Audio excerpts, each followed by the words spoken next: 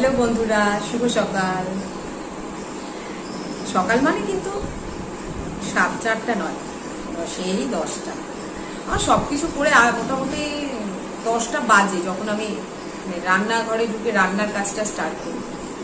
আসলে সকাল থেকে একটু সকালে চা বিস্কুট খেয়েছি, তারপরে তোমার রান্নাঘরে একটু কাজ ছিল, একটু রান্নাঘরটা মুছলাম, তারপরে টুকটাক বাসন ছিল সেটা ধুলাম।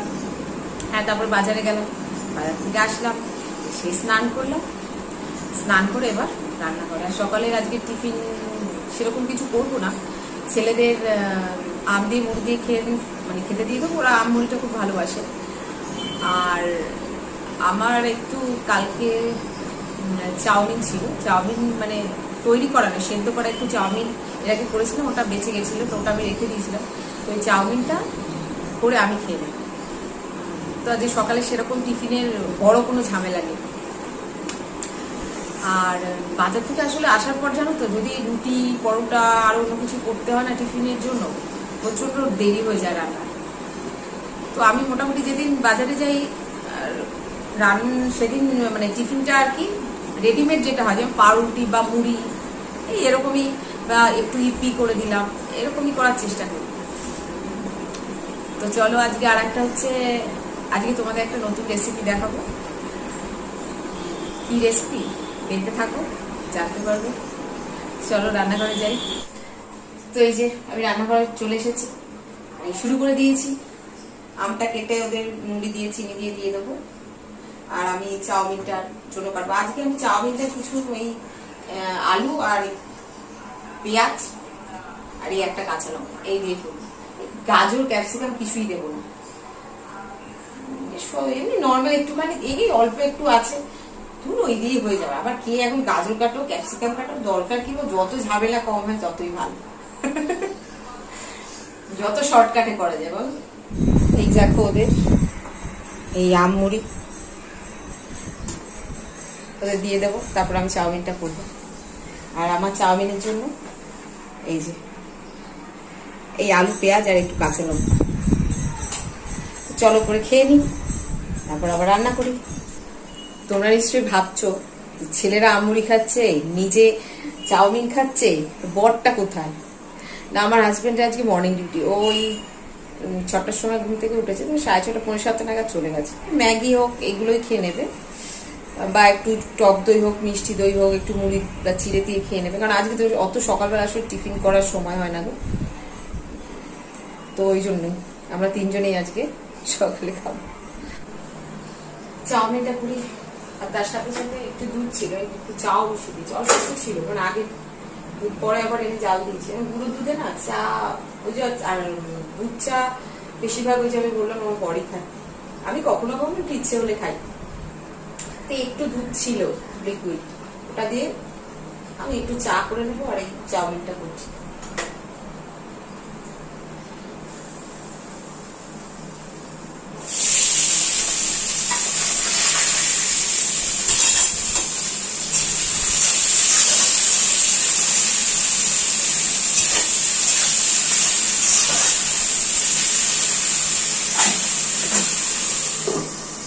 করে খেয়ে নিই, তারপর যখন আজকে যে আইটেমটা করবো সেটা যখন করবো আবার দেখাবো। তো চলো শুরু করি। তোমাদের বলছিলাম না আজকে একটা নতুন আইটেম করবো আমি, তো সেটা হচ্ছে দই কাতলা।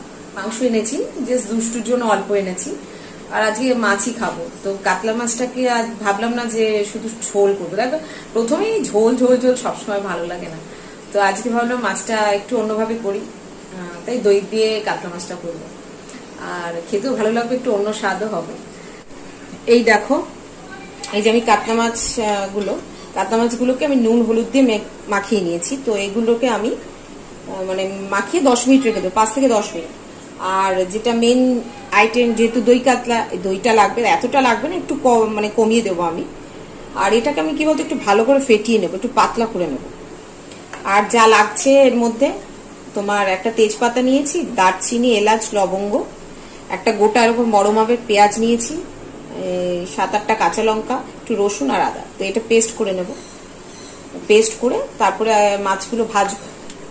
এই দেখো দেখতে পাচ্ছ এটা দেখাবার মানে হচ্ছে যে দেখো এখানে এই মানে দাঁড়িয়ে থাকতে মানে যত রোদ বাড়তে থাকে বেলা বাড়তে থাকে আমার রান্নাঘরে আর আমি দাঁড়াতে পারবো না, মানে প্রচন্ড গরম লাগে, খুব কষ্ট হয় রান্না করতে। আর ওই ভিডিওটা দেখে তো বলি তো খুব গরম লাগে, খুব গরম লাগে। তাই ও আমাকে বলেছে দিদি ভাই তুমি যখন রান্নাঘরে থাকবে একটা রুমাল রেখো কাছে, যখন একটু ঘাম হবে একটু মুছে নেবে। ও ভালোর জন্যই বলেছে। না আমার মনে হয় দূর বাবা, আবার এখন কাজ করতে করতে রান্না করতে করতে আবার 10 বার করে কে মুখ মুছবে, থাক কি আর করা যাবে, কাজ করলে তো একটু এরকম তো হবেই, কতবার আর মুছবো বলো, তো করি এইভাবেই করি। তো এই দেখো আমি এবার কড়াইটা গরম হয়ে গেছে, এবার কড়াইতে তেল দেবো, একটু গরম হোক, মাছগুলো আমি ভাজবো। একটু নুন দিয়ে নি, যেটা আমি সব রান্নায় করি, তোমায় তো বলেছি। তো নুনটা দিয়ে নিলাম যাতে কম ফুটফাট করে আর কি। তাড়াতাড়ি গরম হো না, এতক্ষণ টাইম কেন লাগাচ্ছিস বাবা? আমি এখানে নাগুনের সামনে দাঁড়িয়ে আছি, আমি গরম হয়ে যাচ্ছি, তুই আর গরম হচ্ছিস। কি করবো বলো, এই রান্না করতে করতে একটু এইসব কথা বলে যদি একটু হাসি ঠাট্টা করা যায় তো যে গরমে আমার এই কষ্টটা হচ্ছে একটু কম মনে হবে, তাই বকে যাচ্ছি। ঠিক আছে, তো এবার একটা একটা করে মাছ ছাড়বো, ছাড়ার সঙ্গে সঙ্গে ঢাপ ঢুপ ঢুপ ঢাপ আওয়াজ ওনারা ছাড়তে শুরু করে দেবেন। আর আমিও তোমাদের ঢুপ ঢাপ ছাড়ার আগে প্রিপারেশনটা নিয়ে নিই, মানে আমার ঢাল, তাও যদি ছেড়ে কিছু বলার নেই, আমার ঢালটা নিয়ে আমি আগে ছাড়ি।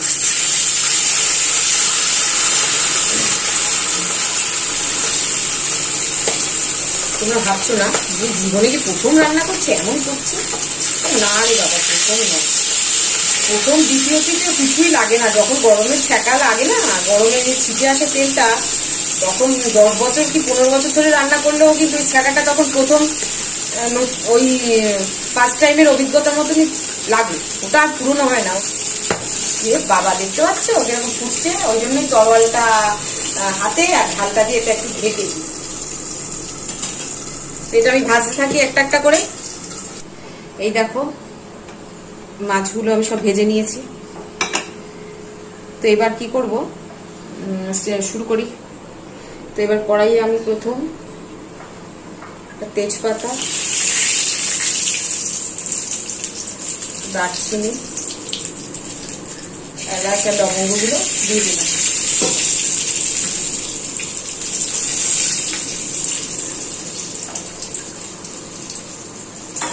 তারপরে আমি এই যে পেস্টটা করে রেখেছিলাম কাঁচা লঙ্কা আদা রসুন, সেই পেস্টটা আমি এর মধ্যে ঢেলে দিচ্ছি।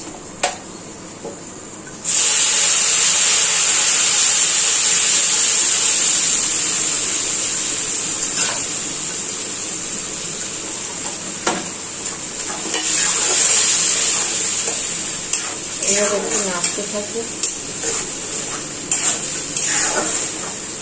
আমি একটু দেখতে পাচ্ছি পেস্টের মধ্যে একটু কিন্তু মানে একটু ওই যে পেঁয়াজের একটু মানে খুব মিহি পেস্ট করিনি,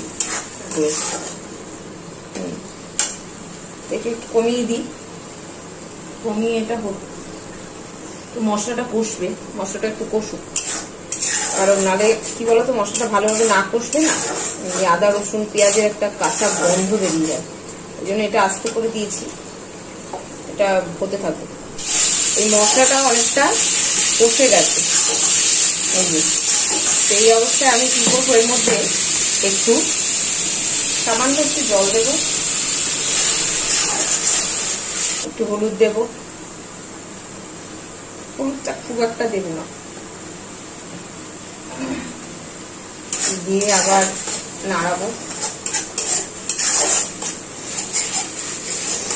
এই সময় আমি একটু চিনি দিয়ে দেবো, একটু চিনি দিচ্ছি, এই 1 চামচ মতন দিলাম আমি। দই কাতলা কিন্তু খুব ঝাল ঝাল ভালো লাগবে না, একটু মিষ্টি মিষ্টি ভালো লাগবে, ওই জন্য আমি একটু চিনি দিই। তার মানে এই নয় যে করে মিষ্টি খুব মিষ্টি হয়ে যাবে, একটু মিষ্টি মিষ্টি হয় দই কাতলা। আর ওই যে বললাম যারা ঝাল খেতে খুব ভালোবাসে মিষ্টি দেবে না, এমনি যেরকম করছো সেরকমই করো, শুধু মিষ্টিটা বাদ দিয়ে যাবে। মশলা যখন কষে যাবে পুরোটা ভালোভাবে, তখন এরকম দলার মতন এক জায়গায় হয়ে আসে, তখনই বোঝা যায় যে মশলাটা কষে গেছে। এই অবস্থায় দেখো আমি টক দইটা এই যে আর একটু ভালো করে ফেটিয়ে নিয়েছি। এই টক দইটার মধ্যে আমি একটু জল মিশিয়ে নেব, মিশিয়ে আর একটু ভালোভাবে এটাকে নাড়িয়ে দেব।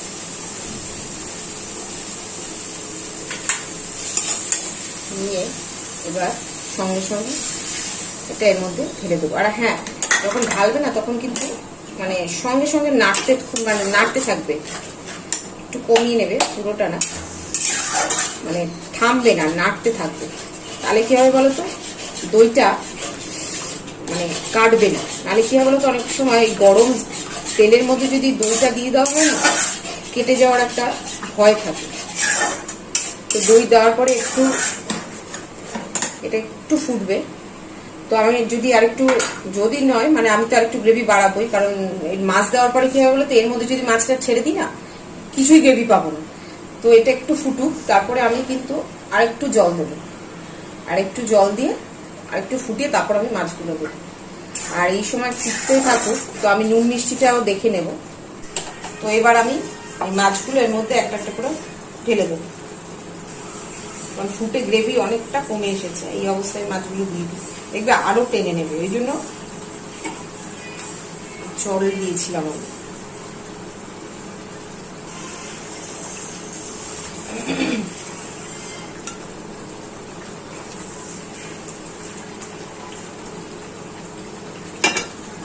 তো এই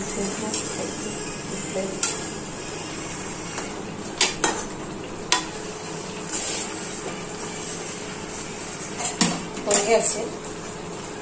আর নুন চিনি আগেই করে নিয়েছিলাম, একটু ওপর দিয়ে ধনে পাতা দিয়ে দিলাম, একটু গার্নিশিং এর সময় আবার দেবো সাজানোর সময়। আর একটু গরম মশলা এর উপরে ছড়িয়ে দেবো।